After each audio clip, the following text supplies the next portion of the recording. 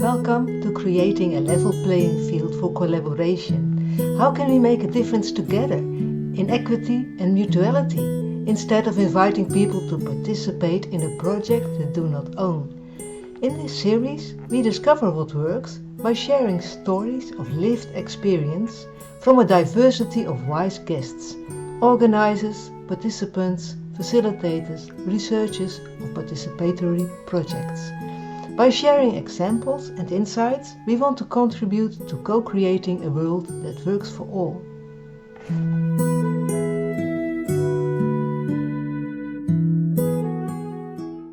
In this episode, we welcome Siddharth. Siddharth is a senior banker based in India. Very welcome, Siddharth. Can you introduce yourself a bit more? Yeah, so I am a banker with more than 20 years of experience. I live in Bangalore, India, and I'm a person with cerebral palsy, which actually affects my coordination between my mind and my body. So I was born normal, but a few days after birth, I had jaundice, and because of jaundice, I mean, not treated well because I was born in a village and then it happened like that. So, so I have been a person with CP for the last 45 years and I have battled a lot of ups and downs in the society. So I hold my master's in education, I hold my master's in economics, and then I went on to get my job. I work in a bank, and apart from banking, author. I have authored my own book.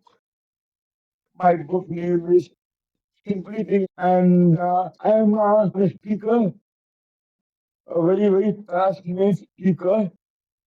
I love to talk about uh, motivation, leadership, management, and more importantly, self self awareness. So these are my topics. I love talking about. Apart from that, personally, my son is 12 years old. Yeah, and this is all about. Thank you very much. This podcast is about creating a level playing field for collaboration, and I'm anxious to know what your experience is. Maybe tell some stories about when you were invited to participate in the project. What happened? What worked for you? How did you feel? The first, the first was in my childhood. This is just an example that I'm giving you so that you understand the meaning of creating a level field collaboration. So, celebrating an example of what happened in my childhood. I like playing cricket, Yeah. and I'm mad about cricket. But because of my condition, I was not able to catch the ball because my hand was not allowing me to catch the ball. Okay, so which means that I couldn't get the other person out very easily, right? No, that doesn't mean the other person will go on batting and batting and batting. No. So what happened there? We decided that because I couldn't catch the ball, okay, if the ball hits my palm, the other person is out. Okay. Okay, which means I have to make sure the ball hits my palm. Only my palm, huh? not even not even my fingers, and the person is out. And how did that work for you? It worked beautifully, right? By allowing the ball to hit my palm rather than rather than going on and bowling and bowling and bowling, right? So yeah, so with this example, um, in my professional experience of 20 years in banking, never try to compete myself with somebody, only Only when you're comparing yourself to somebody, or only when you're competing with somebody, this problem of level fielding comes into the picture. But what if I don't compete? What if I'm competing only with myself, right? I think then the entire scenario changes for the better. Because you are the boss, you know what is happening around you know how to navigate the situation, you know how to involve people, whether whether people want to involve with you or not my problem. But I know how to involve with people. How do I do that? I would do that at a very, very personal level. First, I try to connect with the person personally. I try to understand something more about the person, whether the person is happy to interact with me, whether the person has any issues to talk to me, right? So I'm a very different guy, okay? Because of my childhood experience, I became more stronger mentally. I should not bother about how people think about me. Instead, I always enjoyed taking control of the situation, get what I want from the situation, right? So I have never complained anything, no complaints in meeting, no complaints anywhere, but rather I have adapted myself very well to the situation. So, in my experience, collaboration happens if it is a two-way process. It is a two-way process towards a common goal. But even if one person in that particular environment is not responsible, or if one person is not going towards the common goal, then collaboration can never happen. It will be either you're using your authority to make things done, okay, which means you are influencing other people to do what you want to do, or the second thing is you are just doing it for the sake of doing it. I expect in your professional life you meet people maybe are a little bit surprised or even scared to work with you. Does that happen? A lot of times it happened, but then I did not bother about that. Okay. Okay, because I was focused more on the goal. I was more focused on the task in hand, and I learned how to get the task done. Yeah. So, so we all, as a leader, I learned two things. Okay, one, I am not really influenced by external factors. I never allow any external factors to influence my thought process, right? Yeah. Which means basically I need to understand that I have to be myself, I have to be myself, and I have to focus myself on the goal.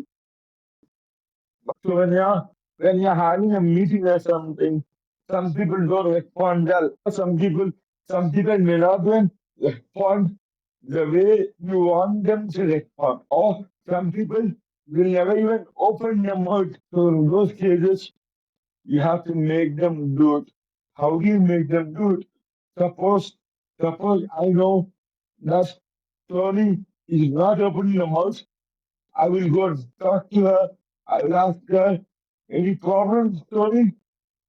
Why are you not participating in the meeting? Or why are you not acting in the meeting? So I will try to understand that person, and then I tell her, Tony, no, you need to understand that I need your support, and I'm depending on you to get the work done. So please be more proactive, participate in the meeting. So People always deserve a second chance. Okay? And you have to give them a second chance. So this is what I will do. And even after giving a couple of chances, if that person does not change, then I have to use my authority. How do you do that? Using your authority. I will have one more conversation with the person, and I'll tell the person, well, I have given you a lot of chances, and you have not come out of the doors. So I'm very sorry to tell you, but this might affect your appraisal. You give them a warning, first warning, second warning, and third warning. And after that also, it doesn't work, then take a more strong action. As a banker in your professional life, when you have a collaboration project, you need each other to work on a common goal, like you said, a common task. How do you invite people to come and work with you? I don't need to invite people. I don't believe in inviting people to work with me. I believe in making people feel comfortable with me first and then work together. So you need to do that, right? You build the relationship first, and then you start working together. You do a lot of team bonding activities, Okay. get to know people better, and then get a job done. So it's not very difficult. But in my case, what is happening is the challenge become more higher, or the problem become more bigger because people have different perceptions about disability. Right?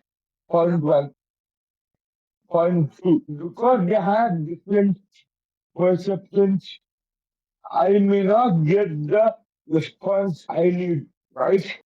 Some people may think this guy is disabled. How can how can he do the job? So that's why I told you give people enough time to get to know you better. And I'm very good at that. Even if people don't talk to me, I go and talk to them. Okay. So you go, you talk to people, you make them feel comfortable with you, and then we can work together. So this is what I did in my life. And when I think of it, what triggered me, you said to make a personal relationship. I think everyone is different. So in fact, you said, okay, for you the challenges are a bit bigger, a bit higher. Yeah. To really build a personal relationship, you have to be open for the other person. So that goes for everybody. Only for Yeah. people with a disability, it might be different. People have a different perspective on it. They see someone with a disability and not a person. So what's your experience? Yeah, absolutely. So what so what I realized by experience is once people get to know me, once people start feeling good about me, I think there is no looking back. It becomes a completely easier road ahead. And what's your advice? I'm a facilitator and I'm also in research projects we want to do with people from different perspectives, different backgrounds, different capabilities. And what I noticed that often people are invited, but not in the way that there's enough time and space to getting to know each other. Like you said. Did that happen to you sometimes? It's happened to me a lot of times. But but what is more important for me is whether you feel invited or not is up to you to think. But we all need to understand that we are all professionals who are paid by the company for our job done, right? So whether you want to feel invited or not invited is completely up to the individual. But other person who's a professional and who knows that They are being paid to get the job. I think they will contribute actively, whether they are invited or not invited. It's more about attitude towards the job, attitude towards people. We are not small children where we have to keep telling you what to do, what not to do. We are all young adults, mature enough to understand the particular environment. But yes, on the other hand, if you are not comfortable in a particular meeting, I think you need to speak up for yourself. Okay. Nobody can speak up for you. So we have to speak up for ourselves. You need to go and tell your manager, sorry, I was not comfortable with this. So how can you help me? That will make the situation easier. If I understand it right, you say you have to speak up for yourself. That's also Yes, mutuality, responsibility. But then again, as a leader of a meeting or as a manager, maybe you could also ask, well, what do you need to feel comfortable? Does that happen in your experience that people ask, okay, what do you need? that's exactly why I am saying. Because when I'm not comfortable with something, I go and speak up for myself. So, but you, I keep informed that I'm not comfortable in this specific area. Please see how you can help me out. How will I know what is your problem until you speak up? yeah. I am not a magistrate to know what is going on in your mind. Yes, there are times when people hesitate to talk. There are times when people don't feel comfortable to even speak up for themselves. Right? In in that scenario, the manager will be available and will be aware that this person is not feeling comfortable. Then what do? As a manager, I go and talk to the person and ask any problems, any issues, and then that will give the other person the comfort to open up. So you take the time to listen and to ask again. This is a part of leadership. You're talking about your professional life. In my practice, we often invite people to work on an issue, not in an organization, but from several organizations. Yeah, What I take from your message is that when you invite people, even in that situation, you have to take time to build a relationship. exactly. Before you even start a conference or a research project, take time to get to know each other.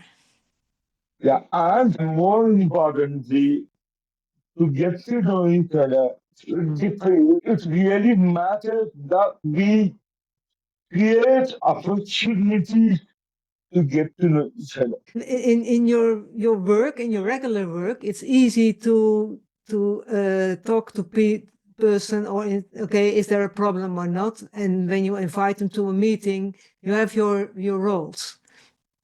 But I'm, for instance, organizing conference meetings where we invite people to share or to create something. And then we need people from all type of capacities, from different levels, from different backgrounds. And then for me, it's often difficult to invite people in the right way. So that's how I started with this podcast, how to create a level playing field for everyone to speak up or to co-create or participate and use their whatever capacities they have. So that's a little bit different situation than in a regular job. That's also, I think, getting to know each other. So I'm wondering, Okay. and maybe you have Okay. some ideas on how to create that space for getting to know each other better before you start working on a task. You are doing whatever you are doing which is called the best. So when we are inviting people for conference, there might be a challenge that the person may not join the conference due to whatever reason. Okay? Now, when you say everyone must attend this conference, then everybody will join the conference. If you give them an option that you may join the conference, then people will think twice. So I have a choice. I think I can skip the conference. So basically, it is about the subject of the conference. Point one. Point two, it depends on the urgency of the conference. And point three, whether you want everybody to be in the conference, you may want only some people to be in the conference. So everything is with you, right? Everything is with you and how you communicate. Yeah. And maybe like we are doing now, just have a Zoom meeting and talk to each other and wait, what do you need to come or to work there? Again, I'm telling we can never expect 100% level free collaboration. There are always power difference too. Huh? Some people Yeah. have more influence than others. Yeah. Yeah. Yeah. This is what I've learned and this is what I'm doing and this is what I will continue to do. So is there anything else you would like to share? Yes, I would like to ask something. Yeah. Collaboration, whether you are disabled or not disabled, it doesn't matter. What matters is the person experience and the person's willingness to contribute. If you have these three qualities, collaboration can happen. But unfortunately, people don't realize that and they happen to get a backlog about disabilities, getting too much about disabilities that can actually hamper collaboration. And I notice it's like you said, you have to get to know someone a little bit better, and then you see just another person and not someone with a disability or with blonde hair or white or black or whatever. Doesn't matter. Exactly. How does it matter? Yeah. So, but you have to get used to each other a little bit. What I learned from your stories is that facilitators, leaders, researchers have to take time to get to know each other so they can see the other person as a whole human being and not someone with disabilities or with a specific color or with a specific background or whatever. Yeah, that really matters. And still I notice, especially in the Western world, we send out an email and then we expect people to collaborate. Yeah. And if they don't show up, we are mad. If they don't participate, we are surprised. Why don't they participate? And then after the meeting, when nothing happens, we are surprised that nothing happens. Why don't they take responsibility? And then people wonder how come. All of it are accountable for our own action. And there is no use of blaming somebody else for your own situation. So thank you very much, Siddharth. I said all I wanted to talk. Okay, and I thank you very much. Thank you for listening. My name is Tony van der Zouwen, and I would like this wisdom to reach as many people as possible. You can help by rating and sharing the show with your network. Follow us and listen to exciting stories on creating a level playing field for collaboration. A new episode will be posted every 2 weeks. Together, we can make a difference in the world.